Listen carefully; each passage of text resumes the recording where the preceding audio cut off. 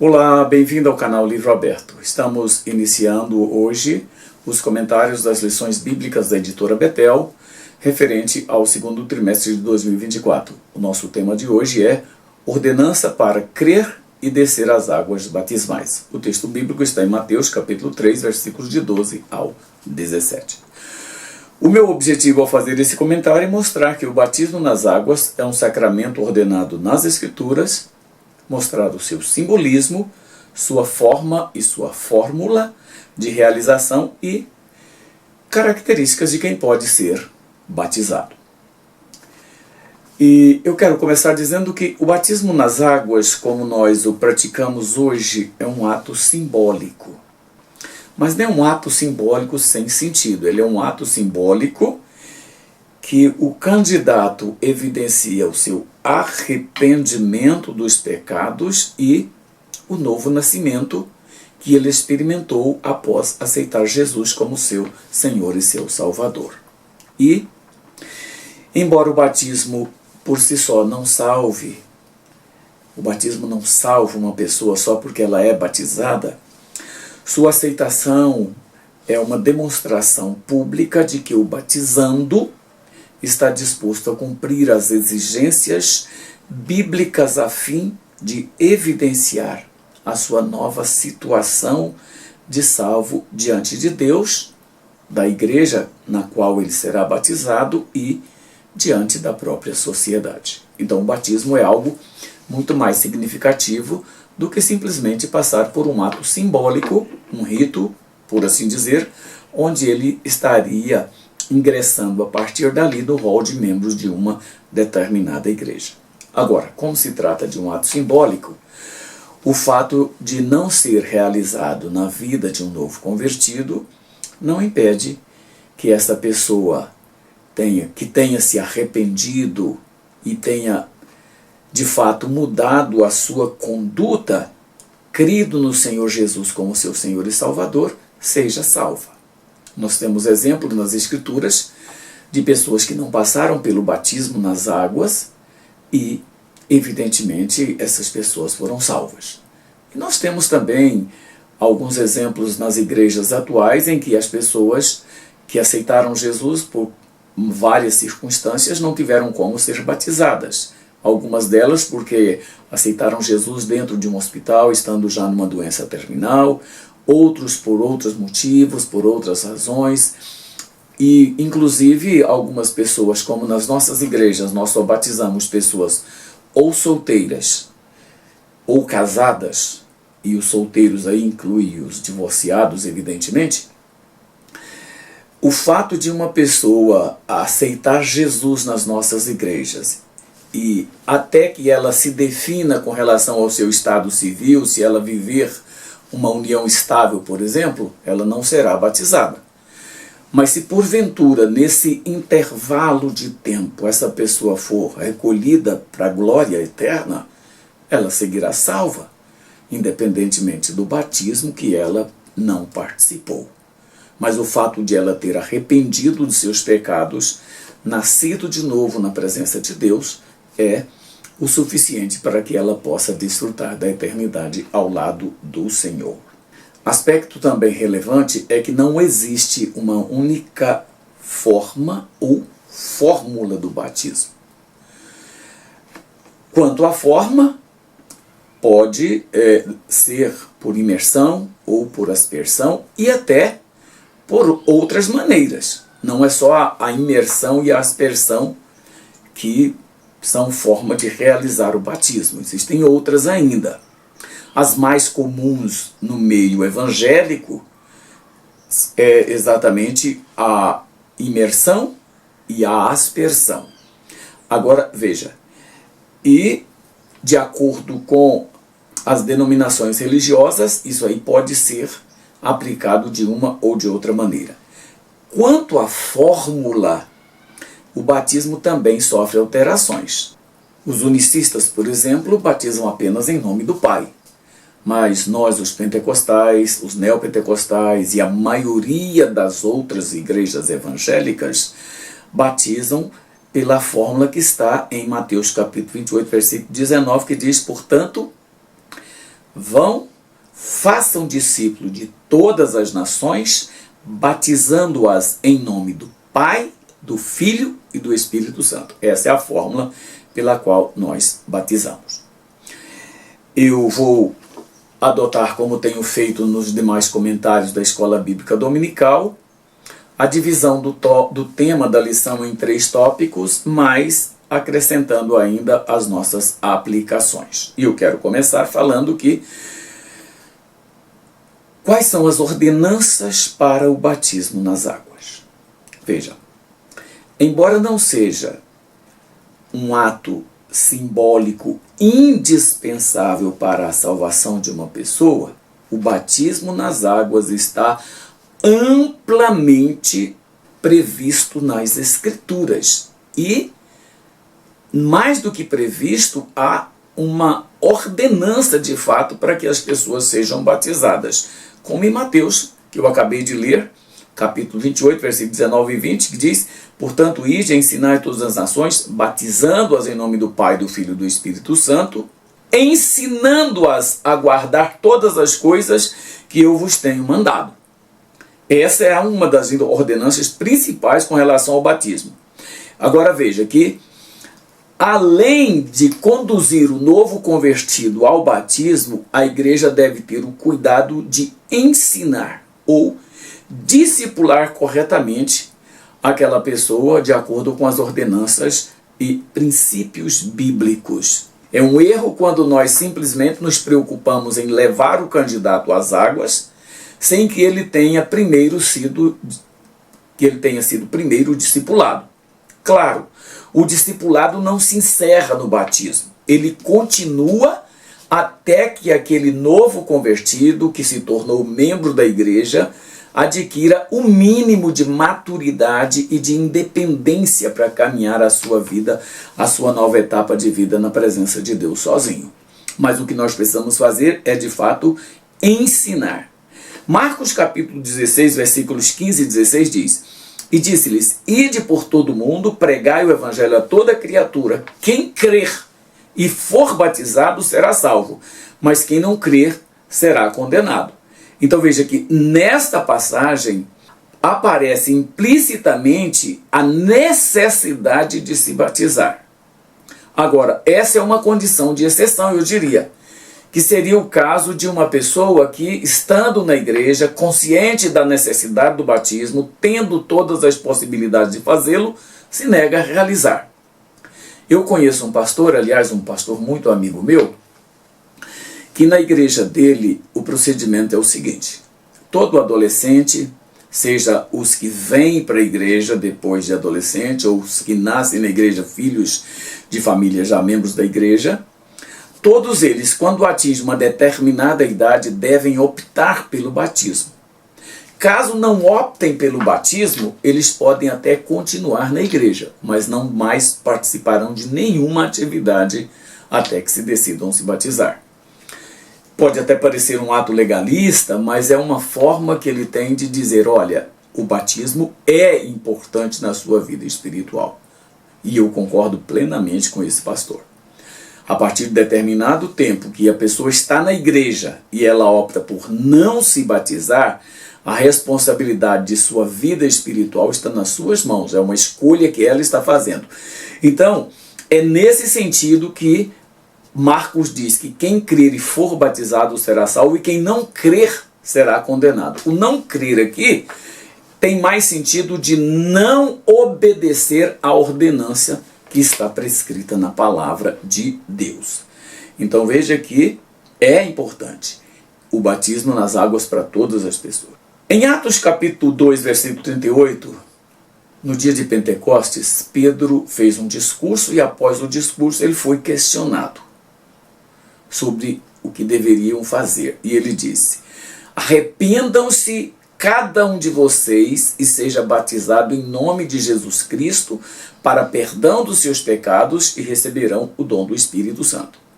Essa aqui eu estou fazendo uma cópia da tradução da Nova Versão Internacional. Veja, aqui Pedro ensina que antes do batismo é necessário o arrependimento de pecados. Esse é para mim, o maior requisito que uma pessoa precisa ter para que ela possa ser batizada é o arrependimento dos pecados. Não é simplesmente ela manifestar o desejo de ser batizada, o desejo de participar da igreja como membro, mas é a demonstração de arrependimento, de novo nascimento, de vida transformada. Isso é importante. Em Atos capítulo 8, versículo 12, a história do evangelho em Samaria diz o seguinte: mas quando Filipe lhes pregou as boas novas do reino de Deus e do nome de Jesus Cristo, creram nele e foram batizados tantos homens quanto mulheres. Veja, nessa passagem aqui, Lucas relata que quando Filipe anunciou a palavra de Deus, os samaritanos creram. Eles creram no evangelho. Então veja, outro pré-requisito. O primeiro falado por Pedro foi o arrependimento. Agora aqui com Filipe é acreditar no evangelho. Uma pessoa, para ser batizada, ela precisa primeiro evidenciar que ela está de acordo com o que as escrituras dizem na palavra de Deus ali nos evangelhos. E em Atos capítulo 10, versículos 47 e 48, é a experiência de Pedro na casa de Cornélio, diz assim: então Pedro disse, pode alguém negar a água, ou seja, o batismo, impedindo que estes sejam batizados?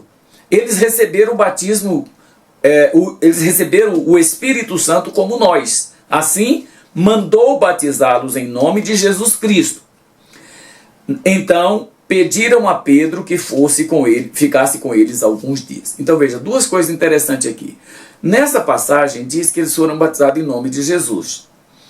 Aqui não significa que foi uma desobediência ao que está em Mateus capítulo 28. Não. Porque a forma como Lucas está narrando, o importante era que as pessoas foram batizadas após ouvirem o evangelho, crerem em Jesus e forem batizadas em nome dele. Mas é lógico que quando foram batizadas, elas foram batizadas em nome do Pai, do Filho e do Espírito Santo. E a forma como ele diz é uma forma abreviada de dizer que eles foram batizados em nome de Jesus. Ok? Sem nenhum problema. Agora, é interessante aqui que as pessoas que aqui foram batizadas, elas foram batizadas com o Espírito Santo primeiro, antes do batismo nas águas. Nós que conhecemos a história dos pentecostais no Brasil, é muito comum os irmãos das nossas igrejas serem batizados nas águas e depois buscarem o batismo com o Espírito Santo e serem batizados.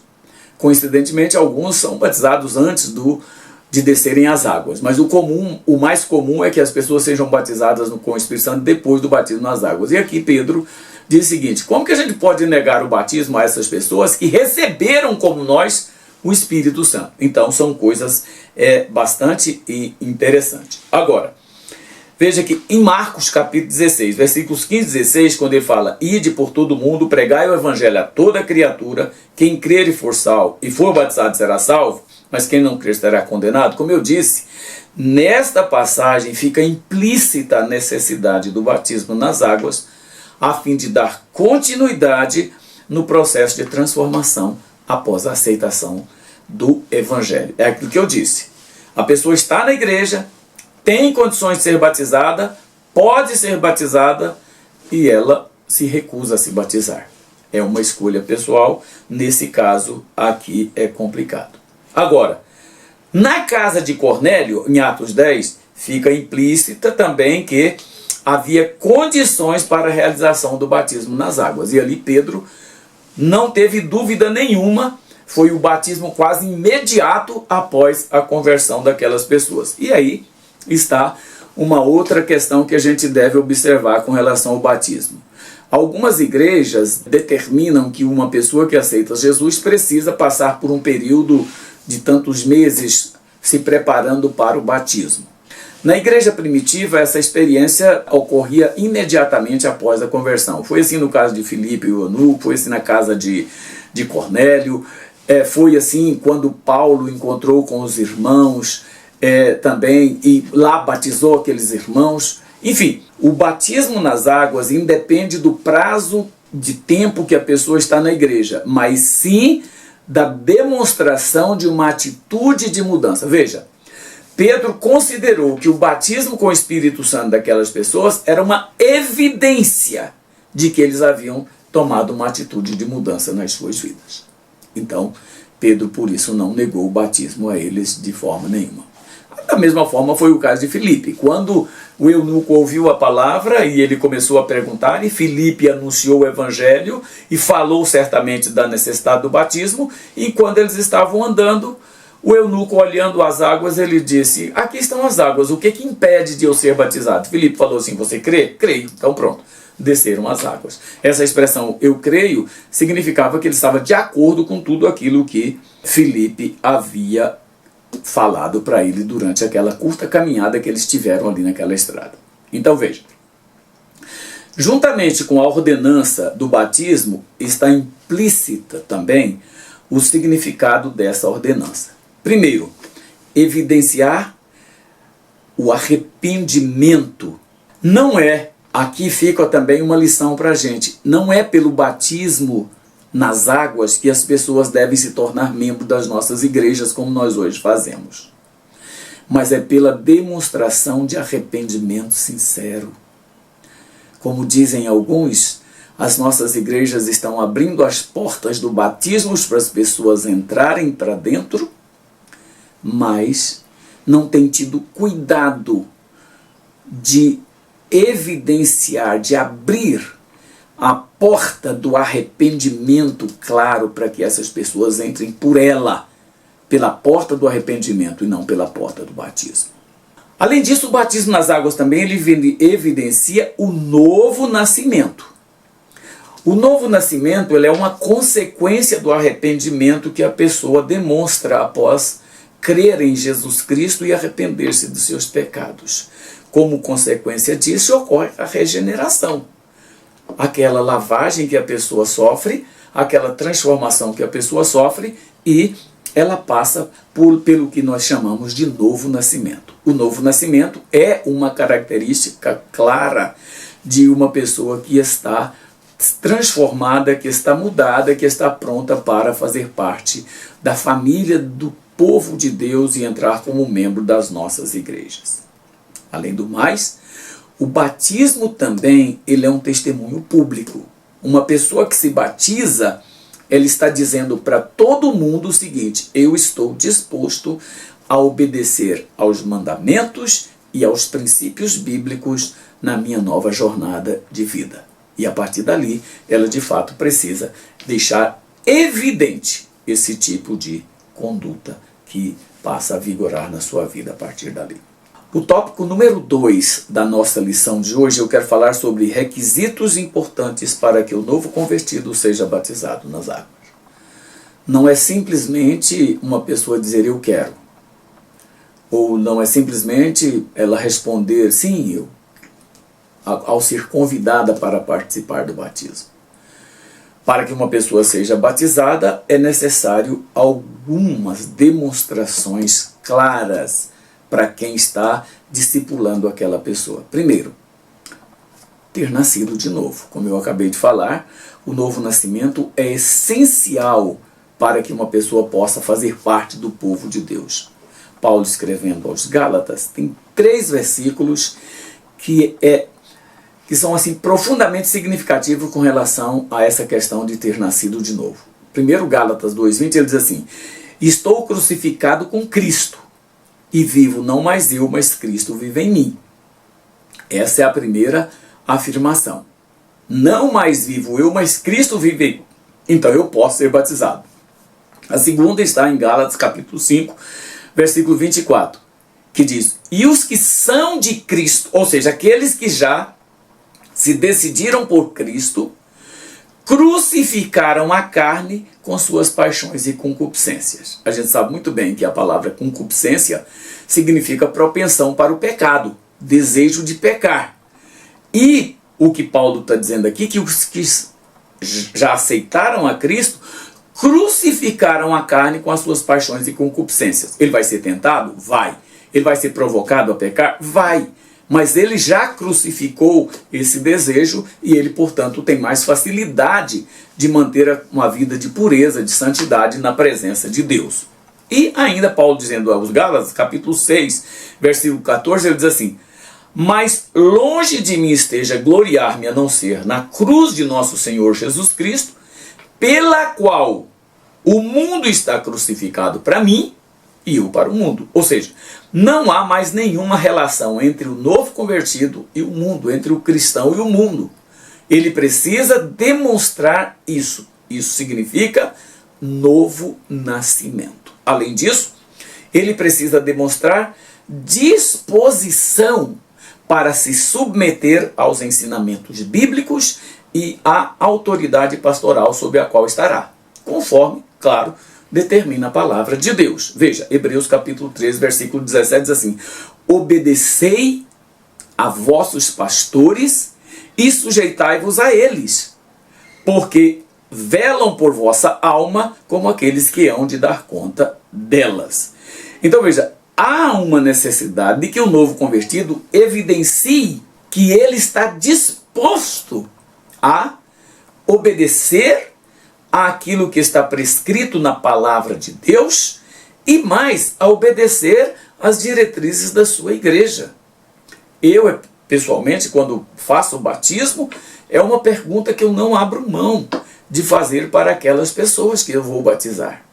Se elas concordam com os ensinamentos bíblicos, plenamente, na sua totalidade, se elas estão dispostas a obedecer àquilo que é da direção da igreja, e por aí.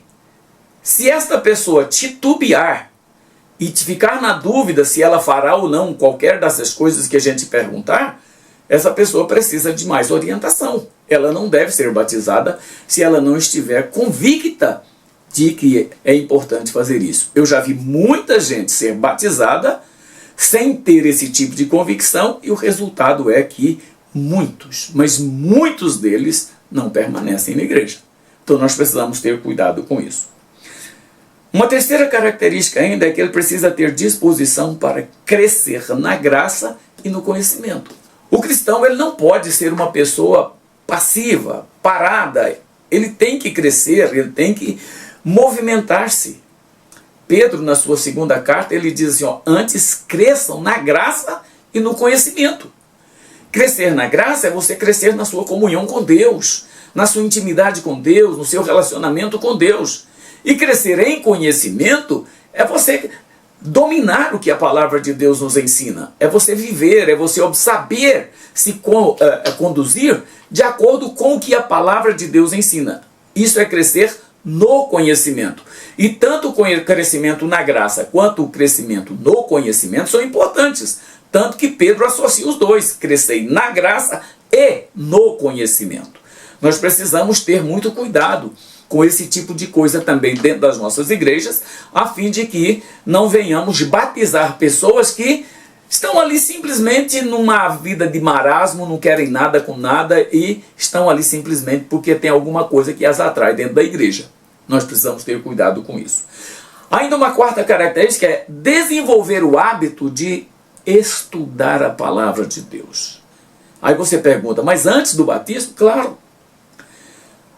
O estudo da palavra de Deus é que vai oferecer a esse novo convertido a base completa para ele se estabelecer como cristão. Se ele não tem interesse de ler a Bíblia, de estudar a Bíblia agora que ele aceitou Jesus, provavelmente ele terá muita dificuldade de fazer esse tipo de coisa depois do batismo. Aliás, é o que vemos hoje na igreja. As pessoas se batizam, mas você não vê essas pessoas com a Bíblia na mão, estudando. Algumas dessas pessoas sequer carregam a Bíblia nem para a igreja. Então, quando nós vamos batizar uma pessoa, nós precisamos nos certificar disso.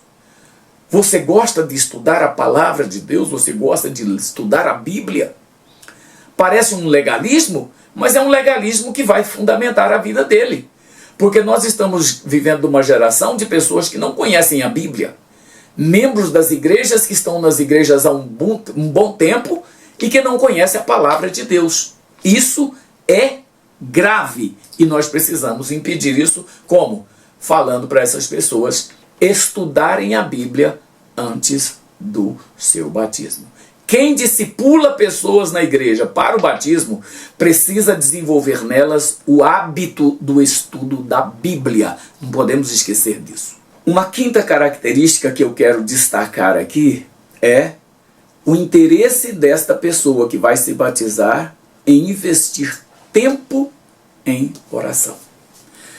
Amados, nós precisamos desenvolver nas nossas igrejas esses dois hábitos que são essenciais. O da oração e o do estudo da palavra de Deus. Veja, a maioria dos membros das nossas igrejas não participam de oração. A maioria absoluta dos membros das nossas igrejas não estudam a Bíblia. Quando que vamos desenvolver esses hábitos nessas pessoas? Antes do batismo. É quando você pega essa pessoa, estuda a Bíblia com ela, mostra para ela a importância disso, ora com ela e mostra para ela a importância disso. O problema talvez seja que nós hoje das igrejas não estamos mais valorizando nem oração e nem estudo da Bíblia. Os nossos cultos se transformaram, em vez de momentos de aprender a palavra de Deus e de orar a Deus, adorar a Deus, nós estamos fazendo reuniões de entretenimento. E quem vai para entretenimento na igreja não tem nenhum interesse em orar e nem estudar a palavra de Deus. Ainda, uma sexta característica que eu acho relevante é saber procurar estratégias para vencer as tentações. Nós precisamos ensinar isso às pessoas, irmãos. A palavra de Deus, ela diz que o diabo, nosso adversário, vive em nosso derredor esperando uma chance para nos pegar. Se nós não tivermos o cuidado, nós vamos acabar sendo enredados por seus ardis e caindo da graça. Nós precisamos orientar e ver se os nossos candidatos ao batismo são capazes de evitar esse tipo de comportamento. E uma sétima característica que eu gostaria de falar é uma pessoa que seja capaz de fugir do pecado, sejam eles de quaisquer natureza. Pode ser por falar demais, por mentir, por ser impuro, por ser imoral, por ser ganancioso, por ser egoísta, enfim, todas aquelas atitudes nossas que nos separa de Deus. Nós precisamos ter cuidado com isso, irmãos. Muito cuidado. Se nós deixarmos que as pessoas entrem para as igrejas sem ter consciência de que elas precisam ter capacidade de resistir ao pecado, nós vamos estar formando uma pessoa comprometida desde o seu nascimento na vida cristã. E isso nós precisamos ter muito cuidado. A palavra de Deus nos adverte sobre todos os tipos de pecado. Às vezes, quando nós falamos de pecados na igreja que devemos evitar, relacionamos apenas pecados ligados à área sexual. Mas existem tantos outros pecados que são tão graves quanto, irmãos. E nós precisamos tomar cuidado com isso. Portanto, pessoas que não tenham capacidade de evitar o pecado, de fugir do pecado, também não devem ser batizadas. Precisamos tomar cuidado com isso. O item 3 da nossa lição de hoje eu quero falar sobre o batismo é o primeiro passo para o envolvimento na obra de Deus. Isso é relevante, isso é importante. Veja só, todo novo membro da igreja deve ser incentivado a desenvolver o seu ministério, sua chamada para a obra de Deus. Irmãos, hoje nós não trabalhamos mais esse tipo de coisa na igreja. Nós indicamos pessoas para serem consagradas sem saber qual é a chamada dessas pessoas para a obra de Deus. Nós colocamos pessoas para trabalhar por preferências, por amizades, porque a pessoa tem determinada posição social. Mas nós precisamos aprender e ensinar as pessoas na igreja que elas precisam desenvolver isso. Ensinar para elas como que elas vão perceber que elas estão sendo chamadas por Deus para determinada área. No ministério na igreja, nós precisamos ensinar isso para as pessoas e fazer isso antes do batismo. É muito importante, irmãos, porque as pessoas precisam saber que o batismo é o primeiro passo e não o fim da caminhada para ela entrar na igreja. O batismo é a porta de entrada na igreja, mas ele é o primeiro degrau numa caminhada, numa jornada espiritual que poderá levar essa pessoa a ser um pregador, a ser um pastor, a ser um missionário, uma missionária, alguém que cuida, que faz a obra de Deus. Isso nós precisamos ensinar aqui, agora, já antes do batismo. Eu diria que um grave erro que cometemos em nossas igrejas é achar que o batismo é sinônimo de envolvimento na obra de Deus. O fulano vai se batizar, ele vai passar a se envolver na obra de Deus. Ele vai participar disso, participar daquilo, mas não é. Nós precisamos incentivar, dar condições para que os novos crentes cresçam, também no serviço que devemos prestar a Deus. Devemos oferecer opções para que essas pessoas trabalhem. Veja, na vida secular, quando um aluno está fazendo o ensino médio, ou até antes do ensino médio, nós os orientamos sobre a carreira que ele deve seguir numa universidade, na vida profissional dele. A gente sabe fazer isso. Olhando o perfil daquele aluno, nós podemos sugerir, olha, você poderia se encaminhar nessa ou naquela área. E na igreja, por que a gente não faz isso quando chega um novo convertido? Quando chega alguém que quer se batizar e que quer tornar-se membro da igreja? Precisamos fazer isso, irmãos. Mostrar para as pessoas que elas podem desenvolver seus talentos e servir a Deus da melhor maneira possível na área que elas forem chamadas para fazer, ou como a gente faz com os estudantes nas escolas, a gente fazer na igreja na obra de Deus. Essa pessoa ela é chamada para servir onde? Fazer o quê? Nós precisamos orientar. Além disso, os novos convertidos devem ser ensinados a estudar a Bíblia e a colocar em prática os seus ensinos. Não apenas estudar. Veja, Mateus capítulo 28, que eu já li aqui já para vocês 2 ou 3 vezes, diz assim, olha, ensinai todas as nações. O verbo ensinar aqui, ele vai além de simplesmente você dar informações. É quando você pega uma pessoa e a orienta a fim de que ela se inteire completamente daquilo que você quer que ela faça.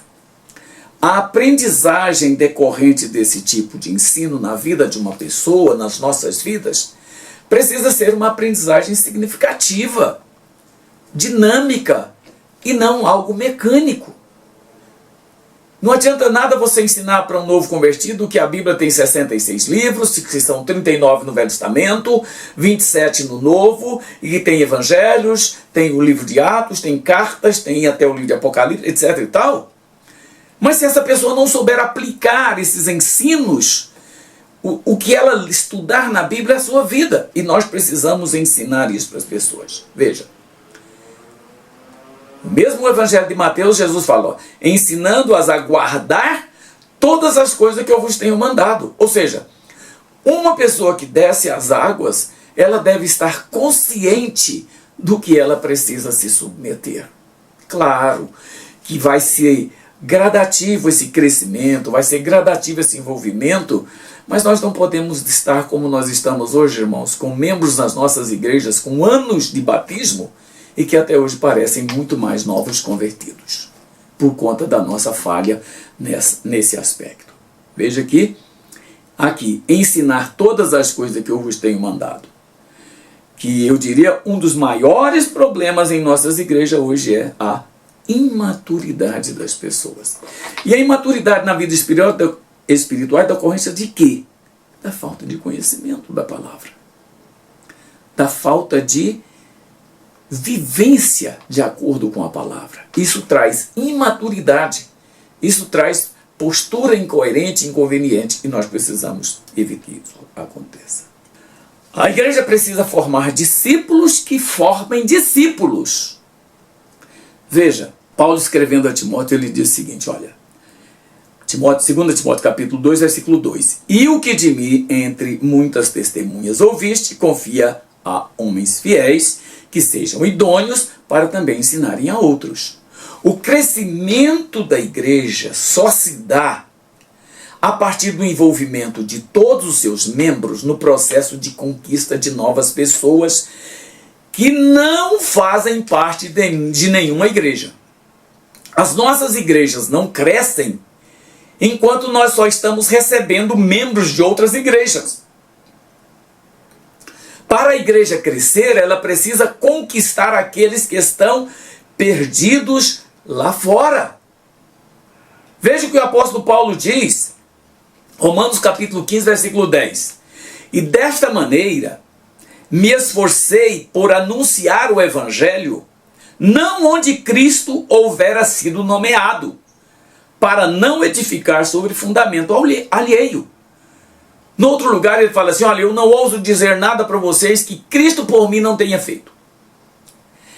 Essa deve ser a nossa expectativa em termos de crescimento de igreja. É anunciar o evangelho, não onde outro já anunciou. Ganhar pessoas que já são crentes para as nossas igrejas não faz a menor diferença. A diferença fará se nós conquistarmos aqueles que estão lá fora. É os que estão lá fora, ou são os que estão lá fora, que nós precisamos conquistar para o reino de Deus. E não aqueles que estão nas outras igrejas. É isso que nós precisamos fazer. Infelizmente hoje, a grande batalha das igrejas é oferecer cultos de entretenimento, cultos atrativos, em que as pessoas de outras denominações, de outras igrejas, se sintam provocadas a ir para lá e ficar congregando por conta daquele tipo de culto. Nós precisamos mudar essa realidade nas nossas igrejas. Veja, quando a igreja aprende a formar discípulos que sejam discipuladores, se cumprem as palavras benditas do Salmo 126, versículo 6, que diz: aquele que leva a preciosa semente, andando e chorando, voltará, sem dúvida, com alegria, trazendo consigo os seus molhos. É isso que nós precisamos fazer. Onde estão aqueles que saem? E como diz o salmista, quão maravilhosos são sobre os montes os pés daqueles que anunciam as boas novas. Eu quero encerrar esse comentário de hoje falando sobre algumas aplicações que eu queria que você refletisse.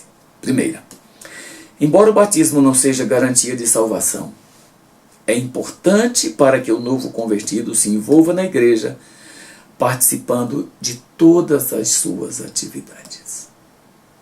Nós precisamos orientar os nossos novos convertidos a se batizarem e, mais do que se batizarem, se envolverem na obra de Deus. Segunda, o batismo é um ato simbólico e, portanto, depende da maneira como é visto por cada denominação, podendo mudar tanto de forma quanto de fórmula. E nós não devemos ficar preocupados, chateados por conta desse ou daquele outro tipo de comportamento das igrejas. Precisamos sim desenvolver nos nossos batizando, nos nossos novos convertidos, uma orientação, não apenas com relação ao tipo ou a maneira como o batismo é feito, mas o que eles precisam fazer de suas vidas após serem batizados. Terceiro, nós os pentecostais seguimos tanto a forma quanto a fórmula de acordo com os ensinamentos bíblicos e devemos preservá-los, irmãos. Eu sou a favor de que a tradição da igreja é muito importante para preservar a sua identidade. A partir dos anos 80 do século passado para cá, a Assembleia de Deus ela se descaracterizou muito. Seja pelo desejo de conquistar novas pessoas e por isso ela escancarou as suas portas recebendo todo tipo de pessoas sem a preocupação de orientar essas pessoas e aceita que fica dentro delas qualquer tipo de pessoa. Isso tem trazido um dano irreparável às nossas igrejas. E nós precisamos manter as nossas tradições. Eu não sou saudosista, não tem nada disso, muito pelo contrário, eu acho que aquilo que está ultrapassado tem que ser substituído, tem que ser deixado de lado e colocado coisas boas no lugar. Mas coisas boas que não estão ultrapassadas, nós precisamos preservar. E nós estamos abrindo mão disso. Tem um versículo no livro de Provérbios que diz assim: não remova os limites antigos que fizeram seus pais. Claro, aquele versículo está num contexto de situação geográfica ali, das áreas que foram divididas por Josué ainda na conquista do território. Mas para nós hoje, nós podemos aplicar muito bem isso às nossas vidas espirituais e à nossa maneira de ser em relação à própria obra de Deus. E devemos nos lembrar que o batismo é uma ordenança bíblica e que deve ser estimulado a fim de que todos que aceitarem a Cristo sintam desejo também de se batizarem. Nós não podemos deixar que as pessoas cheguem na igreja. Às vezes chega uma pessoa na igreja, chega um casal que não é casado, e como nós não batizamos esse tipo de pessoas, nós largamos de lado. Chega uma pessoa que tem algum problema de vício ou qualquer outra coisa, nós deixamos de lado. Chega outra pessoa que a gente larga de lado. Irmãos, nós não podemos fazer isso. A minha filosofia com relação à minha conduta na igreja é o seguinte: nós precisamos aceitar todos, ajudar a todos, preparar todos. Nós não podemos aceitar tudo. Tudo não. Não é porque uma pessoa chega na nossa igreja com disposição, com coragem, mas ela tem uma conduta completamente errada em relação à palavra de Deus. Ah, mas ela é uma ótima pessoa, mas ela não vive de acordo com a palavra. Ensine essa pessoa a viver de acordo com a palavra. É isso que nós precisamos. E por fim, devemos estar atentos e não permitir que as pessoas que não evidenciem conduta e desejo de servir a Deus sejam batizadas e entrem para nossas igrejas pela porta do batismo e não pelas portas do arrependimento. Que o Senhor te abençoe e que você conquiste muitas almas e batize muitas pessoas na obra de Deus para Cristo.